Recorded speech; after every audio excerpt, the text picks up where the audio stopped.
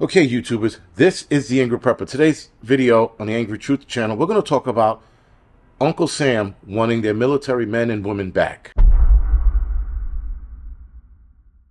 Now, guys, a lot of us are seeing that the United States Army, that is, are requesting and or sending emails out to 1,900 servicemen or ex-servicemen and women that were told and not told, they were dismissed with dishonorable discharge for not taking the armed ticket.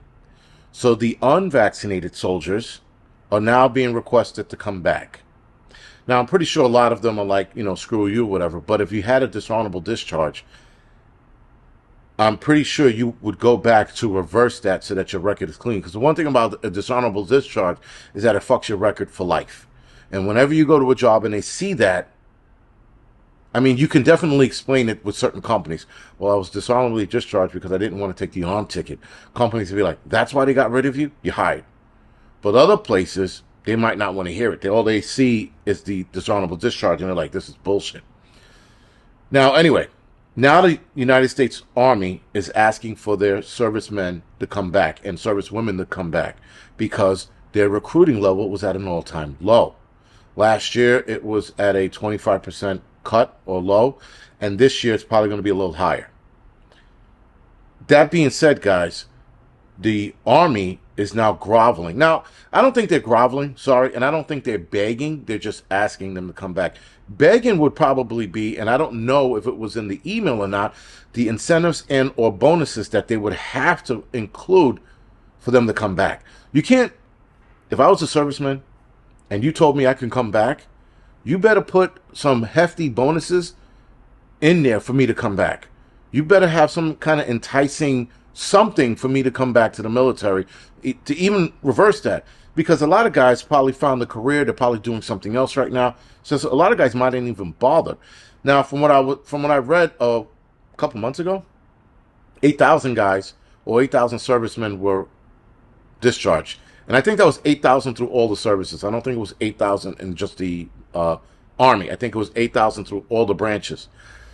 So with that, 1,900 were requested to come back. I think that's the number of Army men and women that were dismissed. Now, the Army missed their recruiting goal last year by 25%. Sorry, not 22 or 20% or whatever I said. 25% they missed last year. I think it's going to be a little higher this year for 2023, but that was 2022's number. They've been having a recruiting problem for the last couple of years, even before COVID, even before the armed ticket, because American kids are soft, pussies, fat, video game addicts, you name it, living under the umbrella of their parents because their parents treat them like vaginas. This is the American kid society, all of them. Now, the mothers of my kids wonder why I'm so tough and hard on them. This is exactly the reason why. Because I was raised a certain way to be manly and or tough. And even my daughter, she's a bit tough for a girl. The boys, they're pretty tough, but their mothers still try to treat them soft. And this is why we are in the predicament we're in. And this is why I point out to the mothers now, because of this army shit or military shit, I tell them, I'm like, these kids can't, they're not recruitable. And not my kids, but just kids in general are not recruitable because they're pussies, because they're soft, because women, and this is wholeheartedly on women and liberal men, rather, sorry, that kids are growing up soft. They're growing up like tampons. I don't understand why people think it's okay to shelter your kids till they're 30 years old, because remember when people are like, oh, you should absolutely live with your parents till until you're old enough to move out. That used to be 18, 21. Now it's 30. And people should like, oh, you should always live. I'm like, that's fucking stupid and lazy. And that doesn't teach men to be men. To teach men to be men, you got to go out on your own.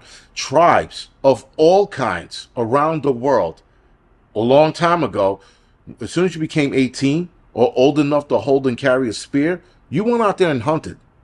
You went out there and they treated you like a man. All tribes, whether that was Vikings, Native American, some Asian groups or whatever it is, Chinese, Japanese.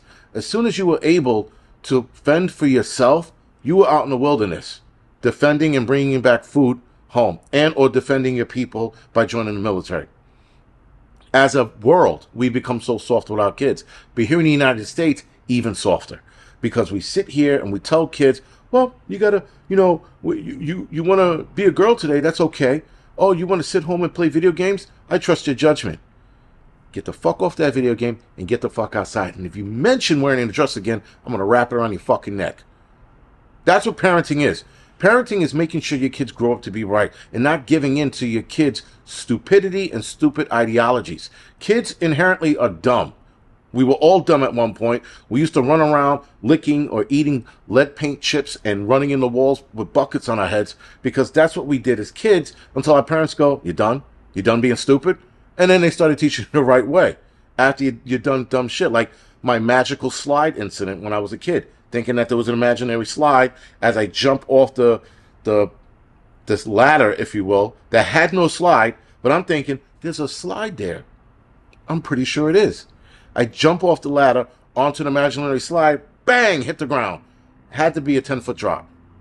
Face first. My father, who's reading a newspaper, looks at me as I'm ready to jump off, and he goes, no, no, no, no. And he runs over. He goes, what the hell were you thinking? And I told him I thought there was an invisible slide.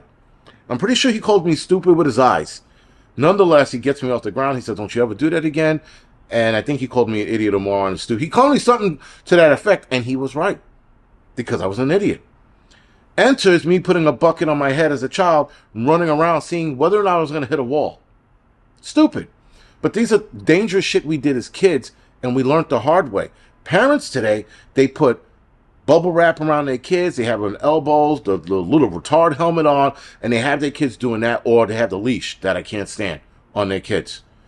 We used to ride bikes with no helmets, no elbow pads. We were just like, fuck it, and we would go down the hill as fast as we could and jam the brake on to see whether or not the brake was going to catch. These are the dumb things we did, but this shit taught us how to be tough, how to take pain. Regardless of the imaginary slide, I did something stupid after that. As a matter of fact, it was the Superman. I did the Superman thing, jumping off the couch, and then I did the imaginary slide afterwards. I had no regard for pain, and I kept doing dumb shit as I was growing up, but that toughened us up to get used to the pain, regardless of how stupid it was. But today, we baby our kids and everything. That translates over to military not able to take the kids that are available today because they're sensitive, they're weak, they're fat. They think that the military thing's a video game because they played Call of Duty all the damn time, or Ghost Recon if that's still around. These are the problems we're having now because of the shit parenting from weak-ass parents. There are no more strong parents out there. There are no more hard, aggressive parents. It's all this soft, weak bullshit. And, oh, I just want my kid to be happy. So if your kid wants to chop his dick off or her breast because that makes her happy, body self-mutilation is okay, or body mutilation is okay because they're going to be happy, your job is to protect your kids. You cannot always be happy. That's a falsehood with a lot of parents. They're thinking that by making their kids happy, their life's going to be better. We are watching these happy kids turn into psych patients because we're giving in to their every bullshit. Now, again, the military's looking at that and go, we can't take this. Look at this retard.